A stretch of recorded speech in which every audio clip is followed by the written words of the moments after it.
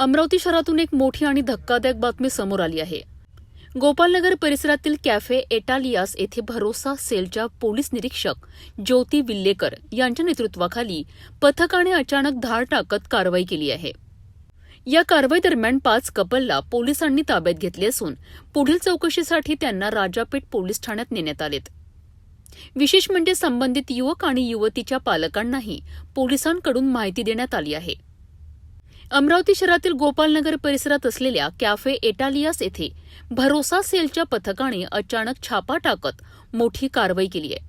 Police निरीक्षक ज्योती विल्लेकर यांच्या मार्गदर्शनाखाली करण्यात आलेल्या या कारवाईत कॅफेमध्ये उपस्थित असलेल्या 5 कपल्सला पोलिसांनी ताब्यात घेतले। मिळालेल्या माहितीनुसार गुप्त माहितीच्या आधारे ही धाड टाकण्यात आली आहे। कारवाई दरम्यान पोलिसांनी कॅफेची तपासणी करत संबंधित युवक आणि युवतीची चौकशी केली। यानंतर सर्वांना पुढील कारवाईसाठी राजापेठ पोलीस ठाण्यात आणण्यात आले। पोलिसांकडून त्यांची ओळख पडताळणी आणि आवश्यक चौकशी सुरू करण्यात आली आहे। विशेष बाब म्हणजे या प्रकरणात ताब्यात घेण्यात आलेल्या युवक आणि युवतीच्या पालकांनाही पोलिसांनी तातडीने माहिती दिली। त्यामुळे या कारवाईची चर्चा संपूर्ण शहरात सुरू झाली आहे।